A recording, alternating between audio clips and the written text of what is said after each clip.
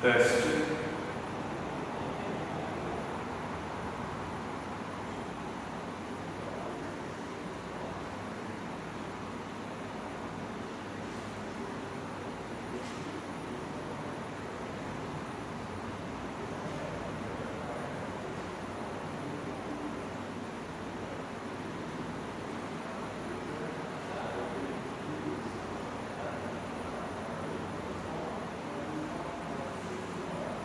Bom dia, meus irmãos, graça e paz da parte do nosso Senhor e Salvador Jesus Cristo. Nós queremos convidar a todos os presentes para darmos início à nossa escola dominical nessa manhã. Convido você a abrir a sua Bíblia no Salmo de número 1. Abramos a Escritura no Salmo 1 para que nós façamos essa leitura de maneira alternada. Convido você a se colocar de pé nesse instante.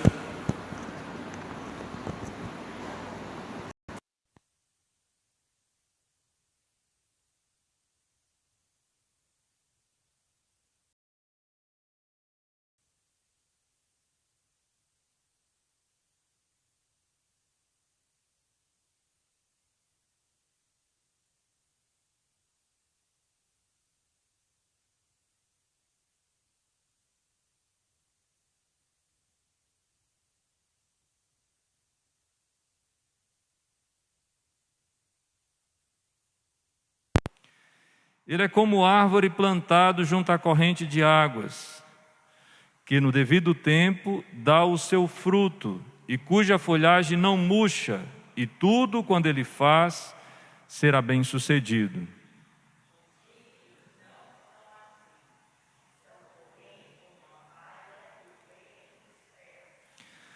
Por isso, os perversos não prevalecerão no juízo, nem os pecadores na congregação dos justos.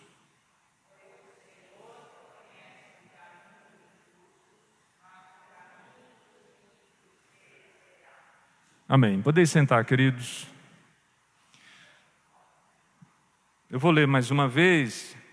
Dessa forma, aqueles que estão em casa nos assistindo nesse momento vão poder também ouvir os versículos que não foram ouvidos durante a leitura aqui da igreja, só para fixação daquilo que o texto nos diz.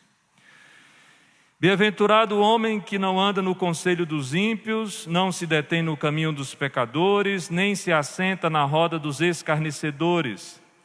Antes o seu prazer está na lei do Senhor, e na sua lei medita de dia e de noite. Ele é como árvore plantada junto à corrente de águas, que no devido tempo dá o seu fruto, e cuja folhagem não murcha, e tudo quanto ele faz será bem-sucedido.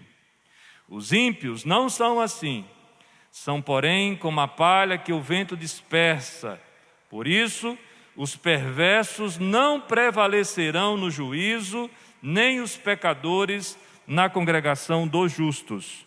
Pois o Senhor conhece o caminho dos justos, mas o caminho dos ímpios perecerá. É muito importante que, ao lermos o Salmo 1, nós nos lembremos do seu contexto.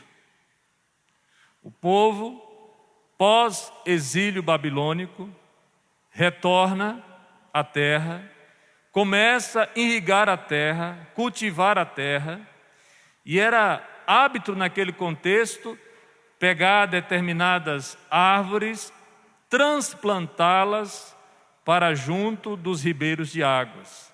E é expressamente nesse ponto que eu gostaria de compartilhar com vocês algumas ideias que esse texto nos traz.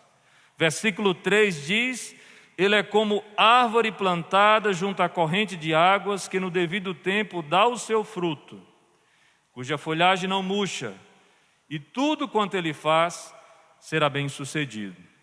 Quando nós lemos esse texto, podemos sofrer a influência de um contexto onde se valoriza exacerbadamente os números e acharmos que, à luz desse texto, ele está se referindo sobre os frutos da nossa evangelização.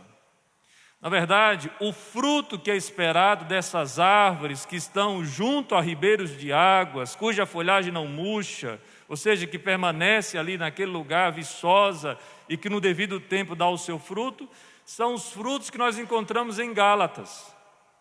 Os frutos do Espírito: o amor, a mansidão, a obediência,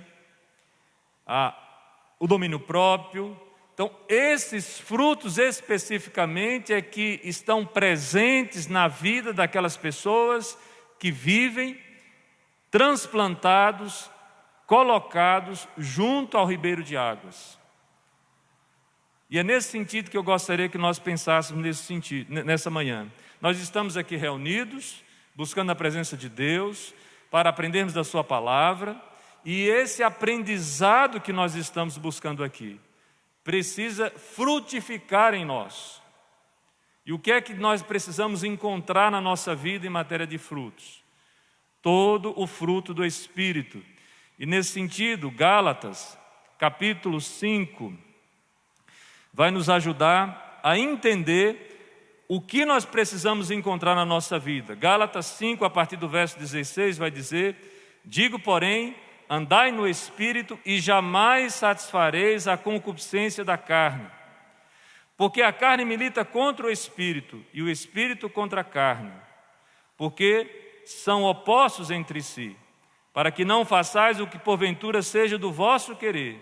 Mas, se sois guiados pelo Espírito, não estais sob a lei.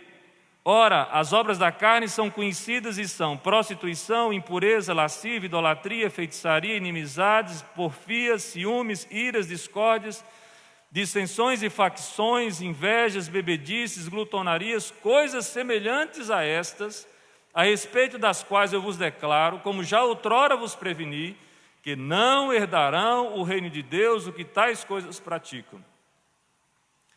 Mas o fruto do Espírito é amor, alegria, paz, longanimidade, benignidade, bondade, fidelidade, mansidão, domínio próprio. Contra estas coisas não há lei. Aqueles que são como árvores plantadas permanecem até o fim, com sua folhagem viçosa, e conseguem frutificar o fruto do Espírito. Que Deus assim nos abençoe. Vamos ficar em pé nesse instante para nós adorarmos a Deus com o hino de número 3. Hino número 3. A igreja em adoração.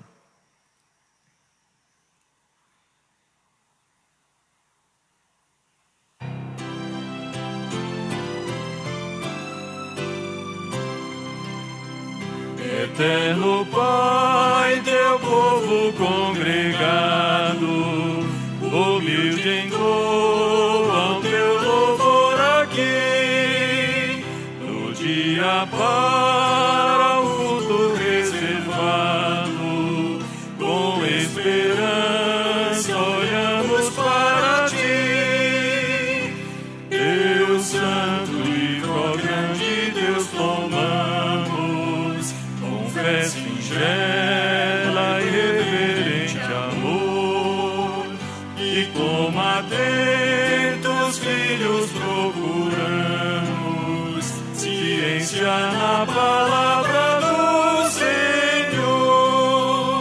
Jesus, aos teus benditos pés sentados, queremos teu conselho receber, sendo por ti mesmo doutrinados, de mais em mais na santa fé crescer, dos mundos seus encargos retirados, queremos descansar em ti, Senhor, mirando os ricos bens entesourados, na plenitude do teu vasto amor.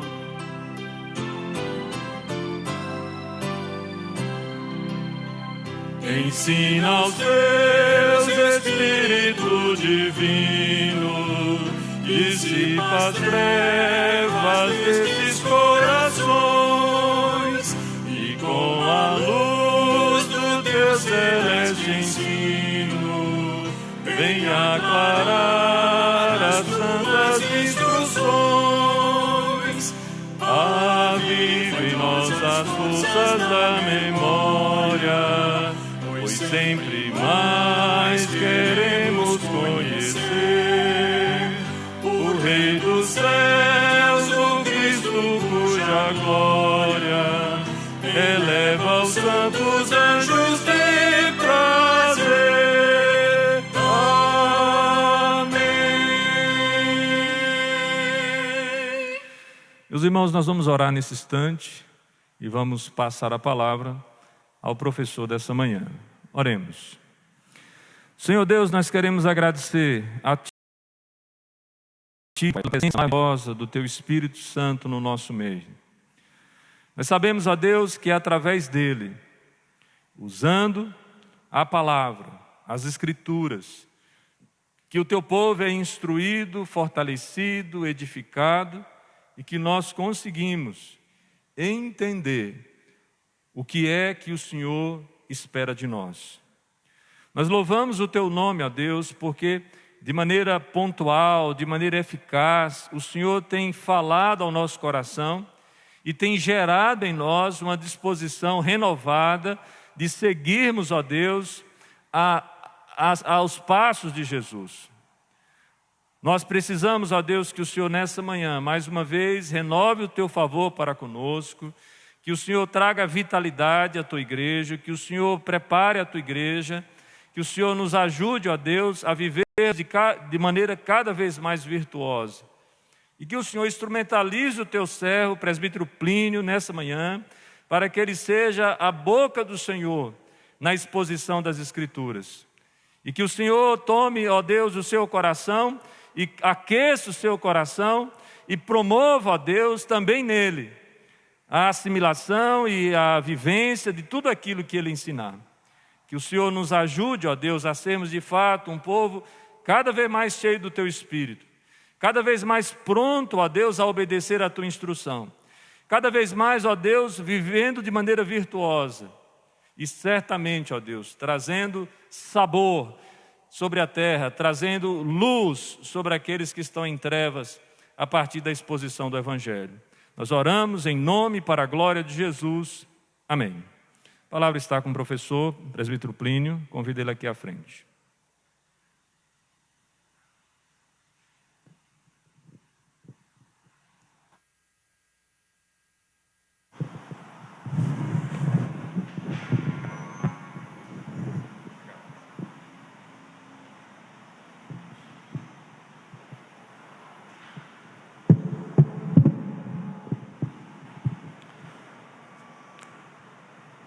Queridos, é com alegria que a gente retorna às atividades presenciais.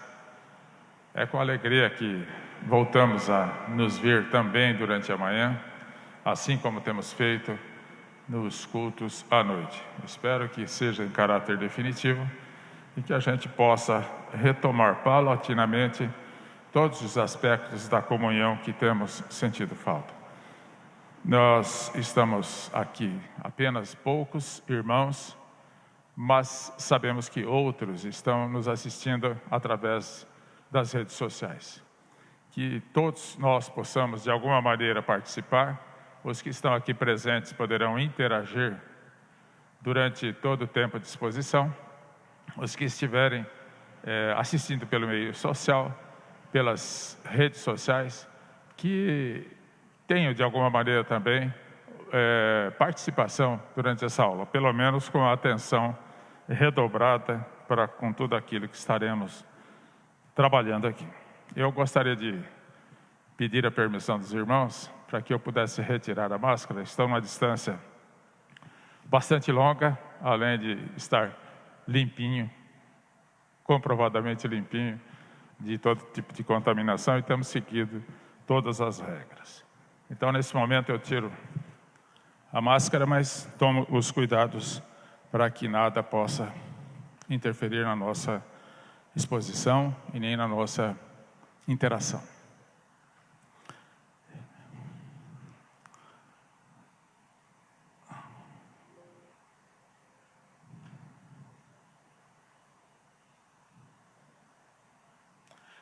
Gostaria de lembrar que nós estamos tendo as nossas lições a partir desta revista, a revista Expressão, que é a revista disponibilizada pela editora Cultura Cristã, editora da nossa igreja, e que tem sido muito útil no aprendizado da Palavra de Deus. O texto básico que estaremos lendo para acompanharmos a lição de número 8 é o livro de Provérbios, capítulo 8. Eu gostaria que os irmãos que estão matriculados na escola dominical e que não têm a revista, que peçam, está disponível no fundo da igreja, de maneira que você possa acompanhar não só essa, mas todas as demais lições. O texto básico, Provérbios 8, eu estarei lendo, os irmãos, por favor, acompanhem.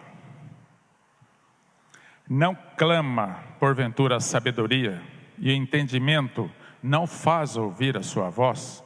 No cimo das alturas, junto ao caminho, nas encruzilhadas das veredas, ela se coloca. Junto às portas, à entrada da cidade, à entrada das portas, está gritando. A vós outros, ó homens, clamo, e a minha voz se dirige aos filhos dos homens. Entendei, ó simples, a prudência, e vós, nécios, entendei a sabedoria.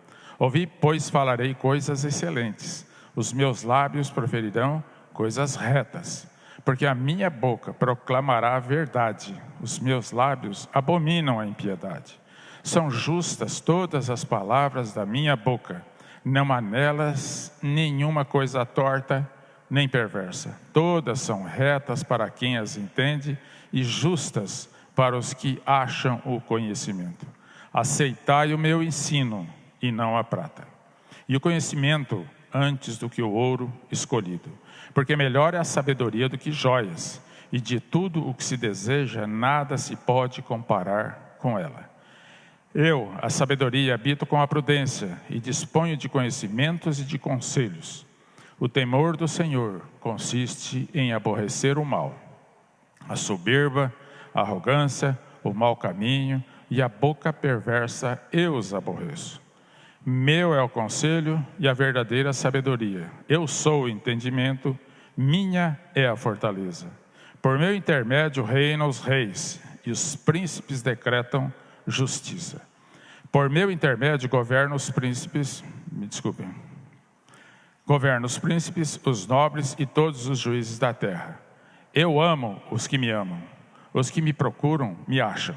Riquezas e honra estão comigo, bens duráveis e justiça. Melhor é o meu fruto do que o ouro refinado, e o meu rendimento melhor do que a prata escolhida. Ando pelo caminho da justiça, no meio das veredas do juízo, para dotar de bens os que me amam e lhes encher os tesouros. Esse é um texto em que Deus nos comunica informações preciosas a respeito da sabedoria, por intermédio do sábio, o rei Salomão.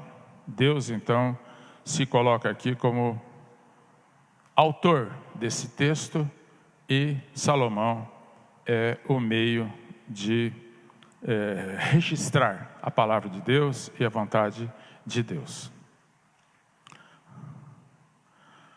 Nós estaremos estudando a lição de número 8, cujo título é Os Gêneros Literários do Antigo Testamento. É a segunda parte. Na aula retrasada, porque na aula passada nós tivemos uma mensagem do reverendo Hernandes Dias Lopes, na aula retrasada nós vimos a primeira parte, com 3 gêneros literários da Bíblia. Hoje nós estaremos concluindo o estudo. Não quero dizer que a Bíblia tem apenas 6 gêneros literários, mas nós estaremos estudando de uma forma condensada, concentrada, 6 gêneros literários. O subtítulo da nossa lição é: O Deus da Revelação fala conosco de diferentes modos. Deus não escolheu uma única maneira para se comunicar conosco. Eu gostaria de, antes de entrarmos verdadeiramente na lição, fazer algumas perguntas a você. pelo menos mentalmente, você responde: você gosta de ler? Eu espero que sim, que a leitura é uma fonte riquíssima de conhecimento, de entendimento e de chegar à sabedoria. Que tipo de estilo, que estilos de texto você prefere?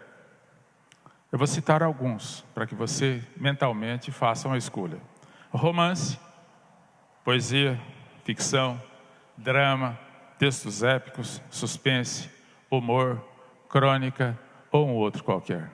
Nós sabemos que há muitos tipos de literatura e muitos têm predileção por um ou por outro.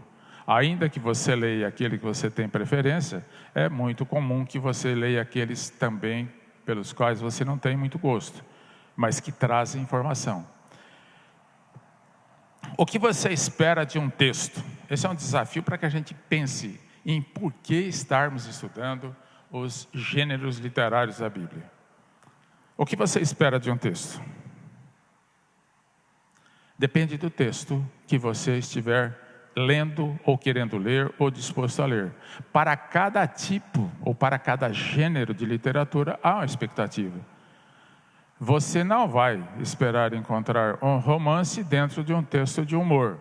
Você não vai encontrar qualquer outro tipo de informação num livro que seja épico ou que seja ficção. A ficção não é uma verdade presente, mas uma perspectiva de uma verdade futura. Então nós sabemos, para cada texto há uma expectativa, para cada gênero há uma expectativa. É importante conhecer o gênero literário de um texto para interpretá-lo? Será que é importante eu conhecer o que é que eu estou lendo para poder interpretar? Eu diria que sim, porque extraímos de cada gênero a informação a que ele se propõe, a informação de que se pode esperar a respeito dele. Você está lendo um romance? Você vai ver coisas relacionadas à emoção, não é isso? Não espere outra coisa. Não espere encontrar piadas e gargalhadas nesse texto. Então, nós dependemos de saber o que é que estamos lendo, qual gênero que está à nossa disposição, para que possamos interpretá-lo da melhor maneira. Estamos falando em gêneros literários. O que são gêneros literários? Para que fique bem claro na nossa cabeça. Os gêneros literários reúnem um conjunto de obras que apresentam características semelhantes de forma e de conteúdo. Tanto a forma como o conteúdo são pontos a serem levados em consideração para entendermos que gênero é aquele. Os critérios para que possamos avaliar forma e conteúdo são critérios semânticos, ainda que você não tenha familiaridade com os textos que eu vou falar, com os temas, melhor, com os termos. Critérios semânticos, critérios sintáticos, critérios fonológicos, critérios formais, contextuais, entre outros. Temos que fazer uma observação a respeito de cada texto para que possamos enquadrá-lo em uma ou outra. Dizem os literatos, que são aqueles que entendem muito de literatura e que se dedicam a isso, que há apenas 3 tipos de gêneros, 3 gêneros que classificam grosseiramente, ou pelo menos em tópicos maiores, a literatura. Não é esse tipo de divisão que estaremos usando hoje. Segundo os literatos, os gêneros são épico-narrativo, é o primeiro, lírico é o segundo e dramático é o terceiro. O que virmos aqui nesta manhã a respeito dos gêneros da Bíblia, eles se enquadram de alguma maneira num desses 3 gêneros literários, segundo os literatos. Nós estaremos fazendo uma classificação, então, de gêneros literários da Bíblia como subgêneros destes 3. Gênero épico-narrativo, lírico e dramático. Por quê? Agora vamos, então, retomar com esse texto que está publicado, que está projetado. E eu fiz questão de projetar o texto porque isso ajuda a gente a memorizar. Por que a Bíblia foi escrita com diversos gêneros literários em seus livros? Porque a Bíblia não optou por um único tipo de escrita, por um único gênero literário. Bom, primeiramente porque os livros foram escritos por diversos autores, de épocas diferentes, de condições diferentes, de culturas diferentes, e com estilos diferentes de escrita. A Bíblia respeita o autor. A Bíblia respeita a condição do autor, para que ele comunique aquilo que Deus colocou para ser comunicado.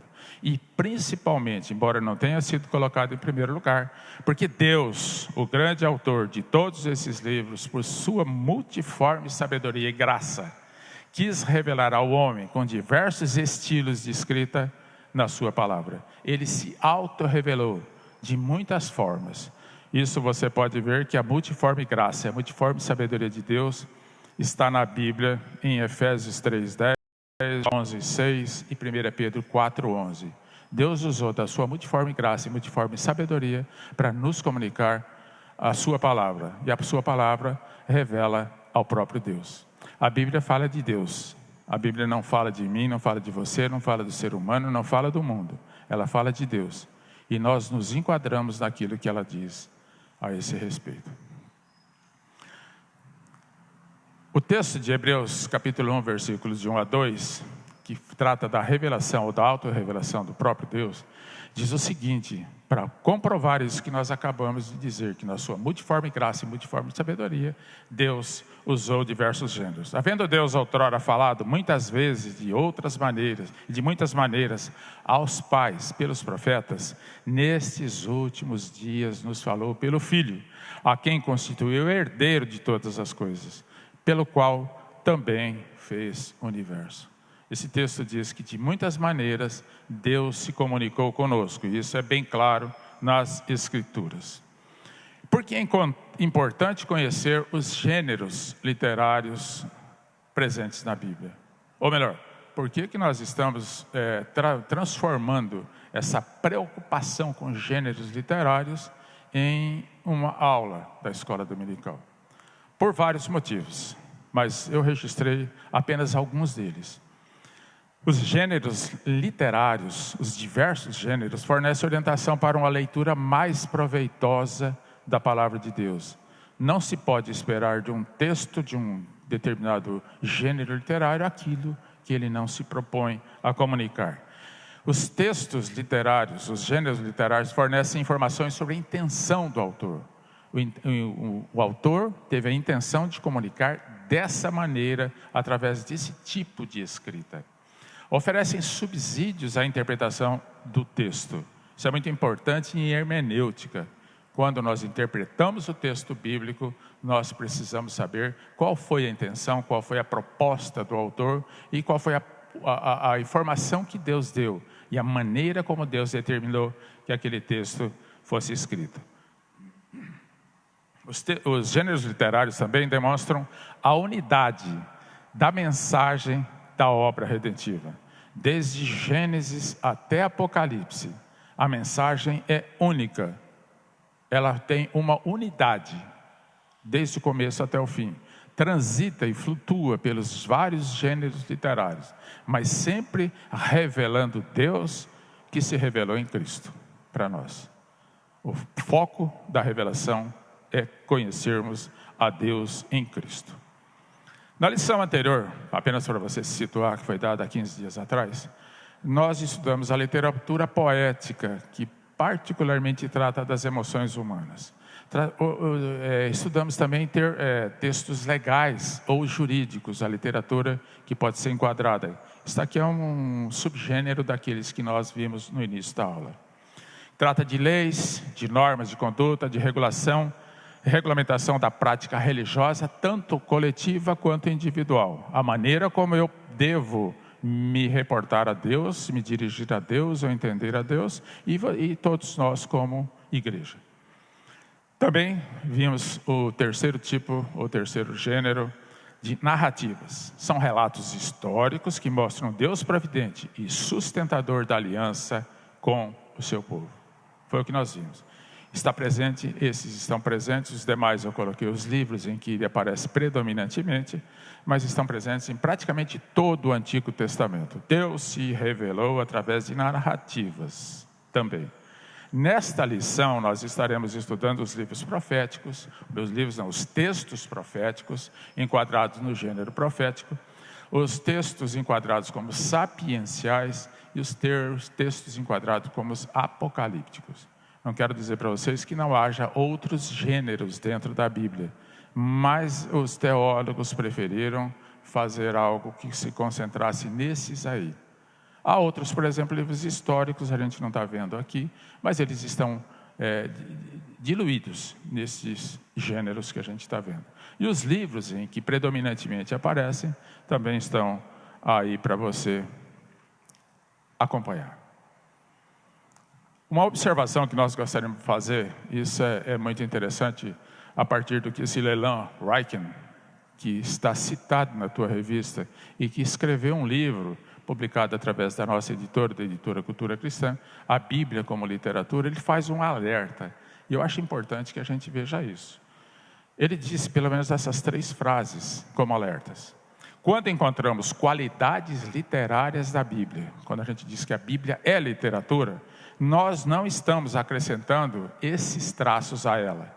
Não estamos acrescentando nem subtraindo nada da Bíblia. A Bíblia é a Bíblia e nós simplesmente montamos estruturas didáticas que nos ajudam a interpretá-la. Tá?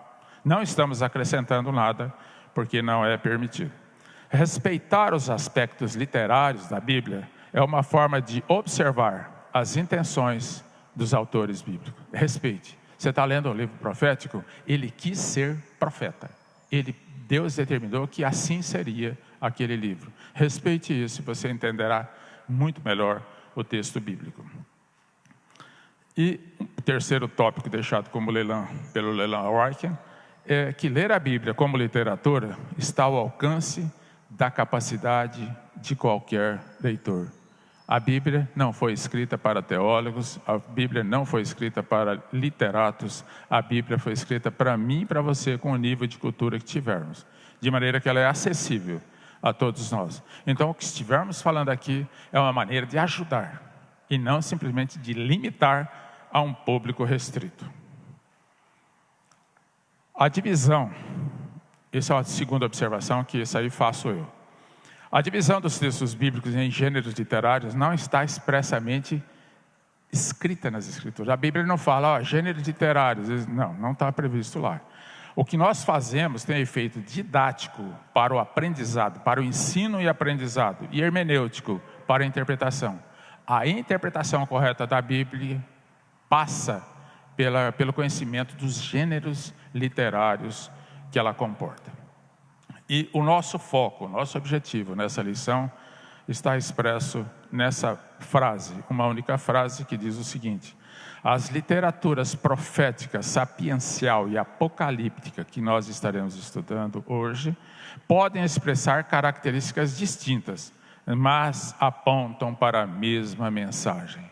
Tanto o que nós vimos na aula anterior, que são 3 gêneros literários, quanto os 3 que estaremos vendo hoje, apontam todos, porque a mensagem da Bíblia é única e ela demonstra unidade.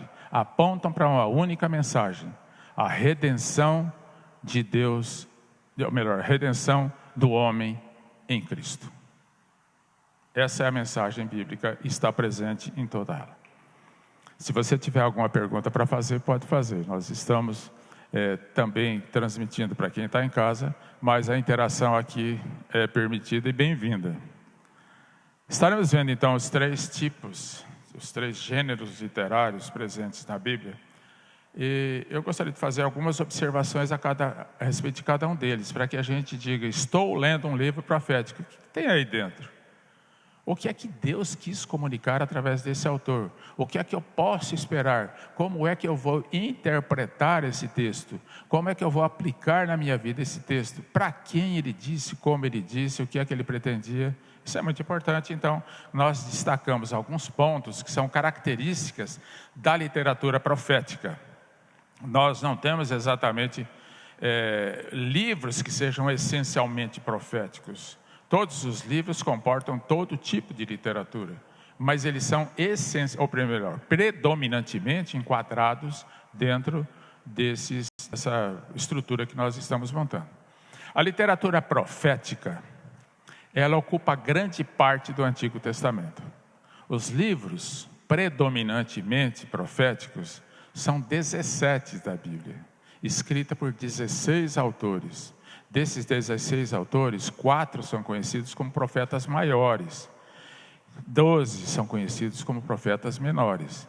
Então, dos 39 livros que compõem o Antigo Testamento, 17, quase metade, são do gênero literário profético. O que é um livro profético? Ou o que é um texto profético? Um texto profético é o discurso do profeta ao povo da aliança. Ele é destinado ao povo de aliança e não ao mundo todo. Somos nós, era um povo de Israel naquela época, somos nós hoje, que somos os destinatários dessa mensagem. É óbvio que entre nós não estão todos aqueles que foram chamados por Deus, então é destinado a eles também. Mas o profeta fala ao povo da aliança. Ele reúne oráculos de Deus. O que são oráculos de Deus? São assertivas de Deus. São afirmações de Deus. São ordens de Deus. É o que o Deus quer comunicar diretamente ao homem. E que o faz pela voz do profeta. A respeito da condição humana. Da sua pecaminosidade, dos seus erros e da sua redenção. Oráculos são afirmações, são assertivas de Deus. O que recebemos de Deus são chamados de oráculos. A literatura profética também apresenta o profeta como guardião da lei de Deus. Deus estabeleceu lei e o profeta está encarregado de anunciar essa lei e exigir o cumprimento dela. Assim, bem diferente de nós hoje, que falamos dentro de um ambiente usando um púlpito, usando microfone, os profetas não tinham essa comodidade. Se formos ver, a condição em que eles trabalhavam era terrivelmente difícil, mas eles tinham incumbência a cumprir, e eles a faziam muito bem. E faziam de que maneira? Já que não tinham púlpito e muito menos templos onde pudessem anunciar a sua mensagem. Eles faziam isso nas ruas, nas praças, nos mercados, ou nas portas das cidades, o que dificultava muito o trabalho deles. Jeremias, o profeta chorão, chorava muito, porque o trabalho era grande, a dificuldade era grande, e ele não conheceu em nenhum dos seus 41 anos de ministério a conversão de uma única pessoa, mas ele cumpriu a determinação de Deus de anunciar os seus oráculos àquele povo. Os profetas tinham a função principal de convocar o povo de Deus ao arrependimento. Esse texto de Isaías 8, capítulo 8, versículo 20, diz: à lei e ao testemunho. É um direcionamento à lei e ao testemunho do ser humano. Se eles, o povo de Deus, lembremos disso, não falarem dessa maneira, jamais verão a alva. A literatura profética ainda tem essa característica de representar um litígio. O que é um litígio? O que é um litígio? Para o seu Fernando, que está aqui presente, que é advogado. Litígio é toda a demanda que há entre pelo menos duas pessoas. É um tipo de disputa entre duas pessoas. Deus está em litígio, através da voz dos profetas, contra o povo da aliança por causa dos seus pecados.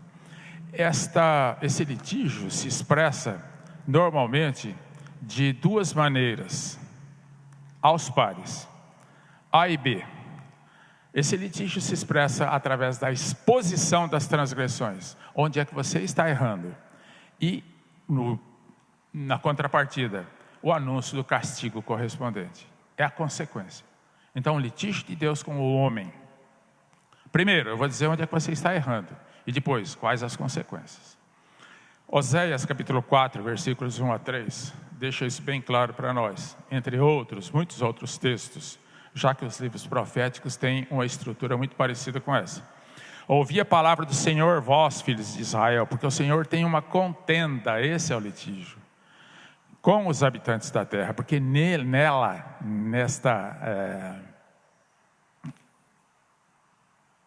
entre o povo não há verdade, nem amor, nem conhecimento de Deus. O que prevalece é perjurar, mentir, matar, furtar e adulterar. E há arrombamentos e homicídios sobre homicídios. Por isso, agora vem a parte B, o anúncio do castigo correspondente. A terra está de luto, e todo o que mora nela desfalece, com os animais do campo e com as aves do céu. E até os peixes do mar perecem. Percebem a estrutura? Primeiro, Deus comunica a transgressão, e depois o castigo correspondente. Naquela ótica de que há uma estrutura dupla, agora nós vemos um texto em que Deus, através do profeta, convoca ao arrependimento, arrependimento dos pecados que já foram anunciados, e o castigo correspondente. Agora ele diz: volte para mim. É uma convocação ao arrependimento e o anúncio de uma promessa. Denuncia o pecado, mostra o castigo que estará presente, e agora convoca ao arrependimento e o anúncio de uma promessa. Por exemplo, Jeremias 3,12 deixa isso claro também. Vai, pois, e apregou estas palavras, Deus falando para Jeremias, para que ele tomasse essa providência. Para o lado do norte diz: volta, ó pérfida Israel, diz o Senhor, e não farei cair a minha ira sobre ti. Olha aí o anúncio da promessa. Volta-te para mim, e eu não farei cair a ira. A consequência seria essa: porque eu sou compassivo, diz o Senhor, e não manterei para sempre a minha ira. Essa é uma forma em que como os profetas se comunicavam, ou comunicavam os oráculos de Deus. Um outro texto cuja promessa é uma promessa de salvação. Zacarias capítulo 9, versículo 16 diz o seguinte: naquele dia o Senhor, o seu Deus, o salvará. Já foi feita a denúncia do pecado, já foi feito o convite ao arrependimento, e agora é feita uma promessa para aqueles que realmente se arrependerem. Naquele dia o Senhor, o seu Deus, o salvará como rebanho do seu povo, e como joias de uma coroa brilharão em sua terra. Esse litígio, essa demanda, ou essa contenda entre Deus e o homem, e o seu povo, era sempre apresentada na forma de um desafio ou canção. Muitas canções, muitos hinos representam o desafio de Deus para que possamos nos arrepender do pecado e nos voltarmos para Ele e sermos partícipes da promessa que Ele nos deixa. E sempre visava ao arrependimento e a fé em Deus. Essa é uma característica dos livros proféticos. Então, quando você ler um livro profético, estiver lendo, você provavelmente perceberá que nessa literatura... Me perdoem. Deixa eu novamente...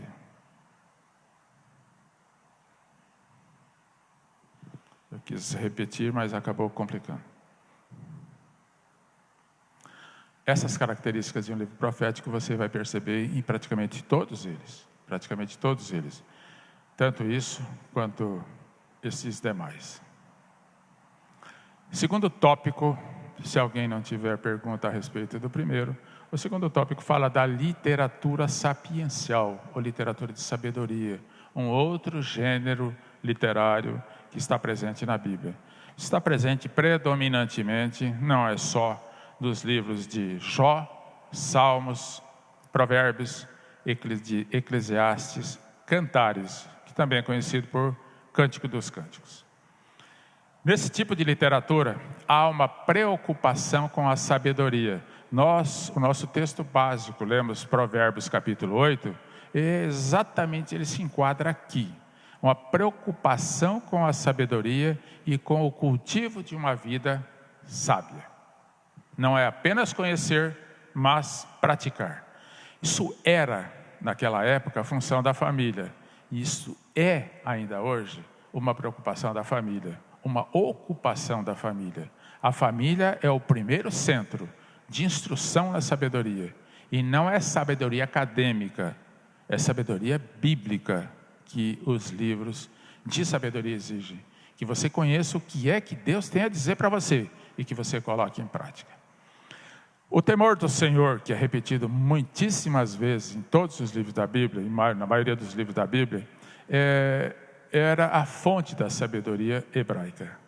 Quando se fala em sabedoria, lembramos que ela parte do temor do Senhor. Não há sabedoria onde não há temor. O objetivo básico da sabedoria hebraica, ou da sabedoria bíblica, hebraica registrada na Bíblia, era o relacionamento adequado com Jeová, ou com Javé, ou com o próprio Deus da sabedoria. Como é que você deve se relacionar? Conheça e pratique. A título de ilustração, a Bíblia só reconhece 2 caminhos na vida. Agora é a vida prática. O caminho dos justos e o caminho dos ímpios. Na abertura da escola dominical, o pastor leu o Salmo, nós lemos junto com ele o Salmo de número 1, que deixa isso bem claro. Há 2 caminhos, ou o caminho dos justos ou o caminho dos ímpios. Os que seguem o caminho estreito da justiça, que é o caminho dos justos, são os considerados sábios ou justos. Isso é a tônica do livro de Provérbios. Os que seguem pelo caminho amplo, que é o caminho dos ímpios, são considerados tolos, insensatos, ímpios e infiéis. Isso também está muito presente no livro de Provérbios. O caminho da sabedoria não é apenas cognitivo, não é apenas conhecer e ter isso no intelecto, mas é isso na prática, porque a verdadeira sabedoria é um estilo de vida. Conhecemos e praticamos. Então, a literatura de sabedoria nos informa, nos fornece os componentes, nos fornece os elementos e exige de nós a prática. O propósito da sabedoria bíblica é treinar atitude, caráter e comportamento sempre no temor do Senhor. Não há sabedoria sem temor do Senhor.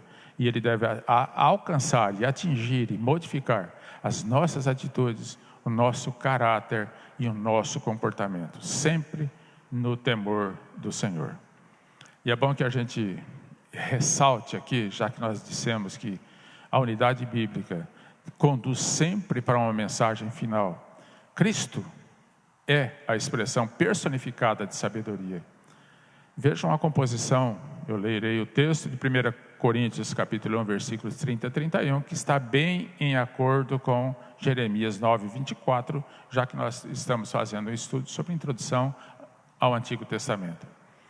É, porém, por iniciativa dele, eu acrescentei aqui, dele quem? Do Deus Pai, que vocês estão em Cristo Jesus.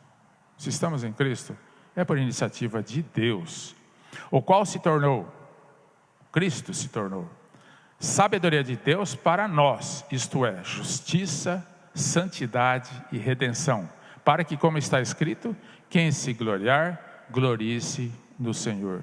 Iniciativa de Deus, pela iniciativa de Deus, fomos transformados e fomos entregues a Jesus. Jesus é a expressão da sabedoria.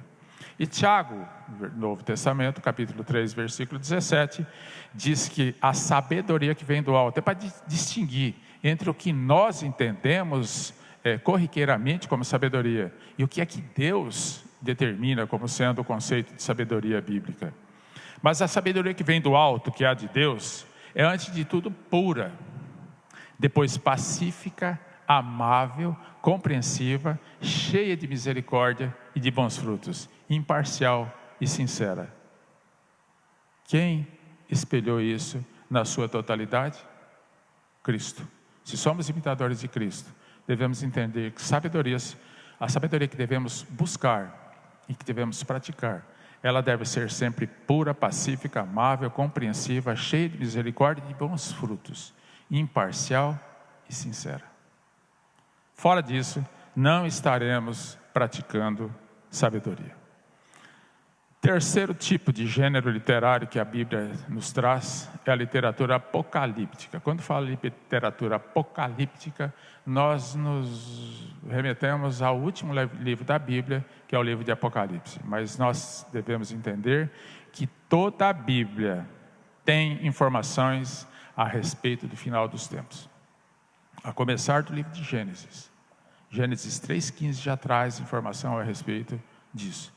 Mas os livros que predominantemente tratam da literatura apocalíptica, a literatura do final dos tempos, escatológica, o livro de Daniel, capítulo 7 a 12, Isaías, capítulos 24 a 27, Ezequiel, desde 1, 4 a 9, até os capítulos 38 e 39, Joel, Zacarias, Malaquias, são livros que tratam, sim, de literatura apocalíptica.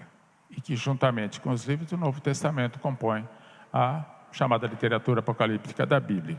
Qual é o objetivo da literatura apocalíptica? Para que a gente interprete corretamente cada um dos textos, quando a gente estiver lendo esses textos.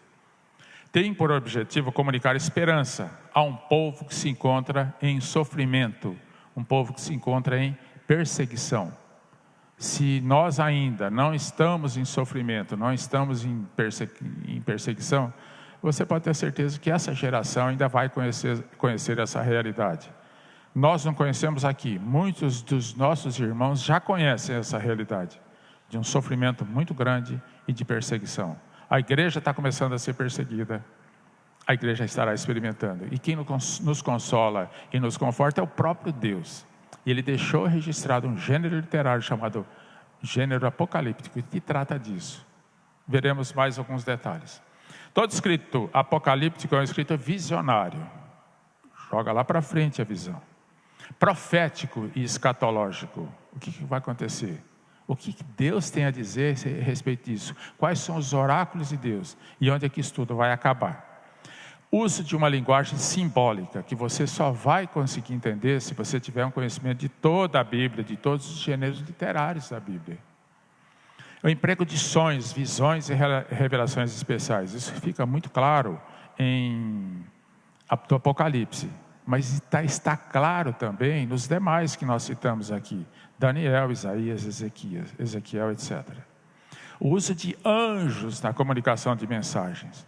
E eles concluem sempre, aí é que está o consolo e aí que está o conforto. Eles concluem sempre com a intervenção divina em benefício do justo e destruição dos ímpios. Os livros apocalípticos, as mensagens apocalípticas, o texto apocalíptico, ele é sempre aterrorizante em suas advertências, sempre consolador em seu anúncio de bênção para o povo da aliança. Para os ímpios é aterrorizante e é consolo para os salvos.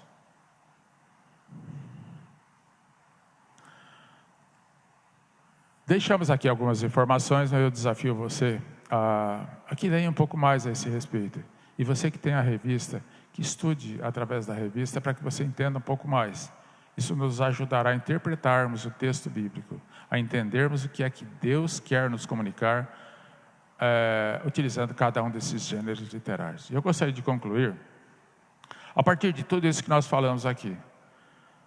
A literatura profética nos leva a concluir, a literatura profética nos leva a concluir que o Senhor da aliança, o nosso Deus, que se revelou em Cristo, é longânimo, é paciente. Ele vai nos ensinando ao longo do tempo, nos dando todas as oportunidades. Mas Ele agirá.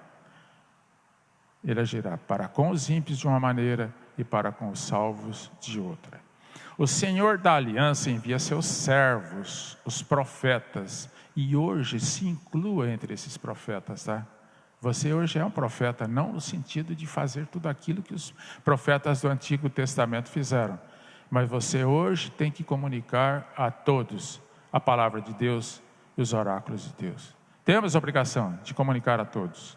Somos profetas, sim. Envia os seus servos para convocar o povo ao arrependimento e à fé. Assim como Israel, nós não somos diferentes. Tudo que você lê a respeito de Israel, coloque-se lá. Você pode não ser um israelita, você pode não ser um judeu, mas coloque-se lá porque você tem muita característica semelhante a eles. Vivemos todos em constante infidelidade e desobediência. Precisamos ser convocados a entender o que Deus quis dizer para eles, porque serve para todos nós. A literatura de sapiência, ou sapiencial, ou de sabedoria, tem essas características e tem esta conclusão para nós aqui. As escrituras sagradas nos desafiam a vivermos a verdadeira sabedoria E não a sabedoria no sentido de acúmulo de conhecimento, mas é uma sabedoria vivencial e sempre no temor do Senhor. A verdadeira sabedoria está em nos voltarmos para Cristo, o autor e consumador na nossa fé, sem o qual jamais teremos conhecimento, jamais teremos condições de nos arrependermos, jamais teremos fé e jamais estaríamos sendo incluídos entre os salvos. Agora, a literatura apocalíptica nos leva a concluir o seguinte: os escritos apocalípticos nos encorajam a viver em fidelidade ao Senhor, apesar do sofrimento, apesar da perseguição. Ainda que em meio à dor e ao sofrimento, Deus agirá em nosso benefício. Essa é uma mensagem presente na literatura, ou em toda a literatura apocalíptica.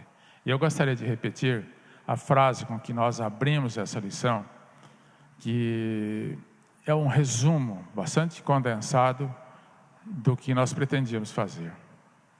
As literaturas profética, sapiensal e apocalíptica podem expressar características distintas, mas apontam para a mesma mensagem: a revelação de Cristo, de Deus em Cristo, para a nossa salvação. Que Deus nos abençoe. Agradeço pela tua atenção e gostaria de desafiar você a que convide outros irmãos para que estejam presentes e possamos ocupar todo o nosso ambiente, o ambiente permitido, desde que preservada a distância, o distanciamento social, mas que possamos utilizar. Deus nos abençoe e tenha um bom domingo.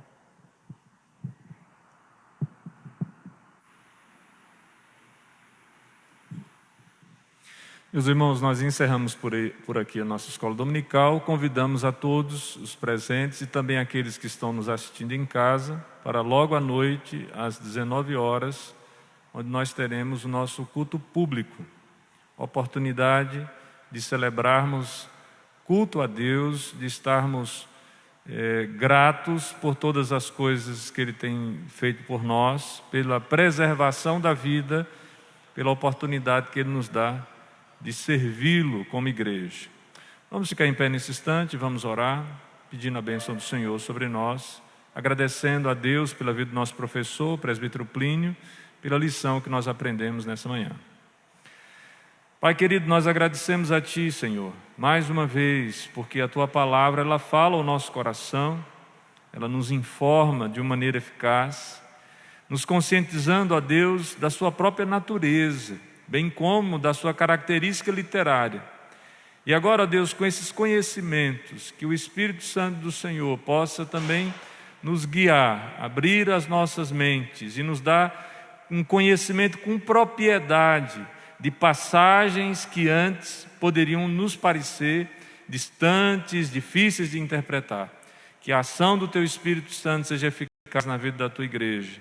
Louvamos o Teu nome pela vida do Teu servo Plínio, pedindo a bênção sobre a sua vida, sobre a vida da sua família, que ele possa frutificar no Senhor, produzindo no seu viver, com a graça do Senhor, a repetição de toda a instrução que ele pôde compartilhar conosco aqui nessa manhã. Oramos assim, em nome e para a glória de Jesus. Amém.